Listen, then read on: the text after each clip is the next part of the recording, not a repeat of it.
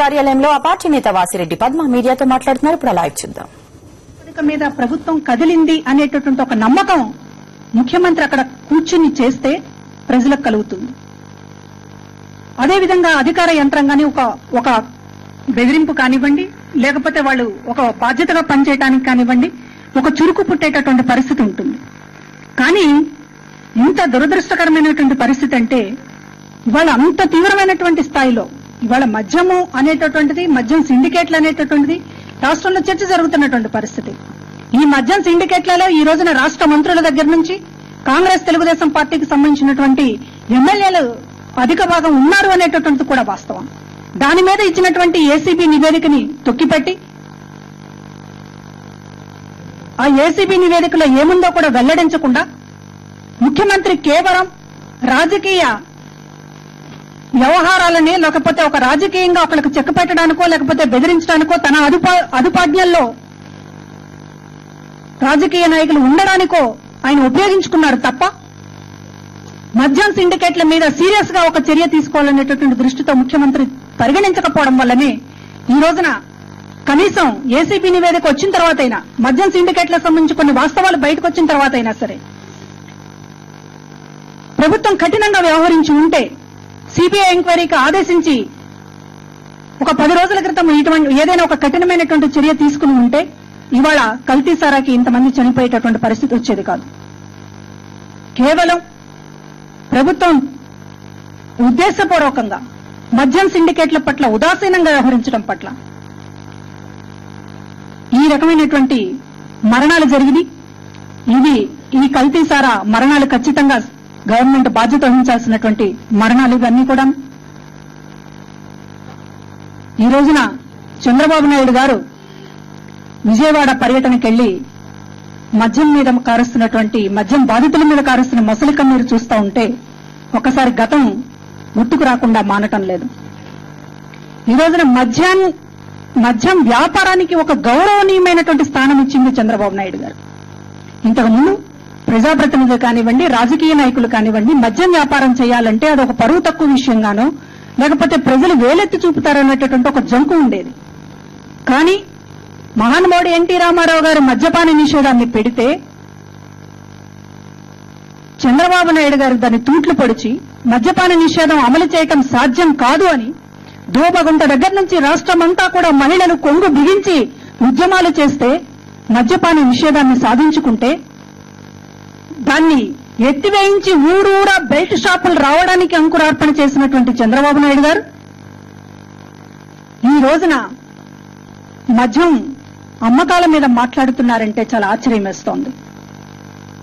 Police స్టేషన్లలో సారా మద్యం అందించినటువంటి ఘనత చంద్రబాబు నాయుడు గారికి.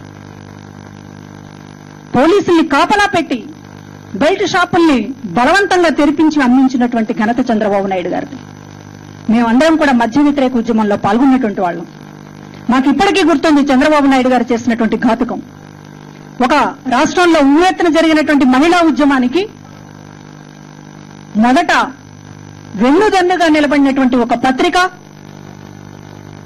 ఎప్పుడైతే చంద్రబాబు నాయుడు గారు మద్య నిషేధం ఎత్తివేయాలని చెప్పి ఆలోచించారో అదే పత్రిక అంచెల వారీగా మద్య నిషేధం అనేటటువంటిది సాధ్యం కాదు అనేది మెదడులో ఎక్కించి ఒక ప్రీ ప్లాన్డ్ గా ఒక భూమికను ఏర్పాటు చేసి చివరికి రాష్ట్రంలో మద్యం ఏరులై పారడానికి ఒక పత్రిక యాజమాన్యం చంద్రబాబు నాయుడు గారే కారణమనేటటువంటిది ఒక్కసారి రాష్ట్రంలో మహిళలకి గుర్తుకొస్తున్నటువంటి విషయం. ఈ రోజున చంద్రబాబు నాయుడు గారు మద్యం తమ పరిపాలనలో తిరిగి తమ అధికారంలోకి వస్తే ఏం చేస్తామో మాట్లాడుతున్నారు. కానీ మీరు చేసింది ఏంటి అనేటటువంటిది ఒక్కసారి మేము అడగాల్సినటువంటి బాధ్యత మాకుంది. ఈ రాష్ట్రంలో ఒక ప్రయోగాత్మకంగా మద్యపాన నిషేధం అమలు జరిగినటువంటి చరిత్ర ఉంది. దాన్ని ఎత్తేసేదాకా నిద్రపోయినటువంటి మీరు ఇవాళ ప్రతి చోట కూడా, ప్రతి గల్లీలో కూడా బెల్ట్ షాపులు ఉండడానికి మీ పాలసీనే కారణం. చంద్రబాబు నాయుడు గారు ఆనాటి పాలసీనే ఇవాళ దాన్ని విస్తరించినటువంటి పరిస్థితి. కాబట్టి ఇవాళ మద్యపానం మీద గాని, మద్యపాన బాధితుల మీద గాని మాట్లాడేటటువంటి అర్హత తెలుగుదేశం పార్టీకి గాని చంద్రబాబు నాయుడు గారికి లేదనేటటువంటి ఒక్కసారి మేము దృష్టికి తీసుకొస్తూ ఉన్నాం.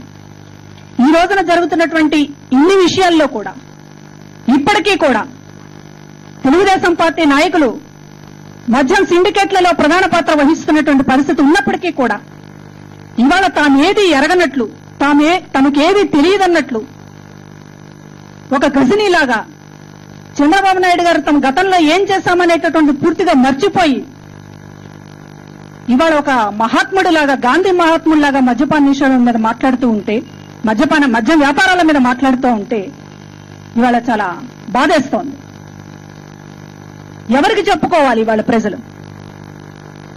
కల్తీ సారాకి సంబంధించినటువంటి విషయంలో అనేక నివేదికలు ఇస్తున్నప్పటికీ కూడా గత 2 ఏళ్ల క్రితం కూడా జరిగింది రోసయ్య గారి ప్రభుత్వ హయాంలో.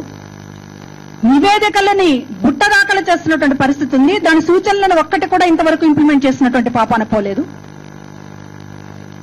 అదేవిధంగా సీనియర్ పోలీస్ ఆఫీసర్స్ ఇచ్చినటువంటి సూచనలు గాని ఏమీ పట్టించుకోకుండా కేవలం ఇన్సిడెంట్స్ జరిగినప్పుడు, ఘటనలు జరిగినప్పుడు మాత్రమే మరలా ఒక కమిటీ వేస్తానని చెప్పి ఎక్సైజ్ శాఖ మంత్రి గారు ప్రకటించారు.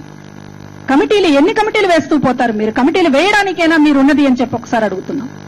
కమిటీలు ఇప్పటిదాకా ఇచ్చినటువంటి ఏ నివేదికనైనా మీరు ఇంప్లిమెంట్ చేయగలిగారా? ఈ రోజున రాష్ట్ర ప్రభుత్వం మద్యం ఆదాయం మీద నడవాలని చూస్తున్నప్పుడు అసలు ఎంఆర్పీ రేట్ల కంటే ఎక్కువ ఏది అమ్మినా కూడా, ఏ వస్తువు అమ్మినా సరే మీరు ఊరుకుంటారా ప్రభుత్వం? ఈ రోజున ఎంఆర్పీ కంటే, లేబుల్ మీద కంటే ఏది ఎక్కువ సరుకు అమ్మినా, ఒక సబ్బో పప్పో ఉప్పు ఏది అమ్మినా కూడా మనం దాని మీద పోరాడేటటువంటి హక్కు, గవర్నమెంట్ దాని మీద చర్య తీసుకునేటటువంటి పరిస్థితి ఉంటుంది. కానీ లిక్కర్ మీద ఎందుకు మీకు ఈ ఉదాసీనత? మనిషి బలహీనత మీద ఈ రోజున మీరు నిర్ణయించినటువంటి చీప్ లిక్కర్ ధరను కూడా ఎంఆర్పీ రేట్ల కంటే ఎక్కువగా అమ్ముతున్నప్పుడు, భాగస్వామ్యమైనప్పుడు, మీ ప్రభుత్వమే భాగస్వామ్యమైనప్పుడు, మీకు సంబంధించినటువంటి మంత్రులు, మీకు సంబంధించినటువంటి ఎమ్మెల్యేలు భాగస్వామ్యమైనప్పుడు దాని మీద ఒక సీరియస్ గా వ్యవహరించాల్సినటువంటి ముఖ్యమంత్రి దాని నుంచి తప్పించుకుని ఈ రోజున కల్తీ సారా బాధితులకు ఒక 2 లక్షల ఎక్స్గ్రేషియా ప్రకటించడం, లేకపోతే ఒక కమిటీలు వేయడం ఎవరి కోసం ఈ నాటకం అని చెప్పి అడుగుతున్నాం.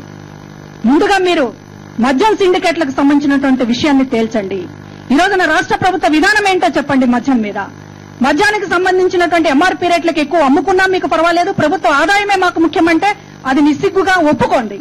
అంతేగాని చనిపోయిన తర్వాత శవాల దగ్గర కన్నీళ్లు కార్చడం అనేటటువంటిది ఒక నాటకీయంగా జరగటం కాదు. ఈ రోజున దానికి సంబంధించినటువంటి 18 మంది నూతన సంవత్సర కానుకగా తమ ప్రాణాలు బలి తీసుకున్న తర్వాతనైనా సరే, ఇప్పటికైనా సరే మద్యానికి సంబంధించినటువంటి విషయాల మీద, బెల్ట్ షాపుల మీద, కల్తీ సారా మీద, దీని మీద ఒక సమగ్రమైనటువంటి చర్యలు తీసుకోకుండా మీరేదో మాట్లాడితే, మీరేదో హామీలు ఇస్తే ఇవాళ ఊరుకోవడానికి మహిళలు సిద్ధంగా లేరు.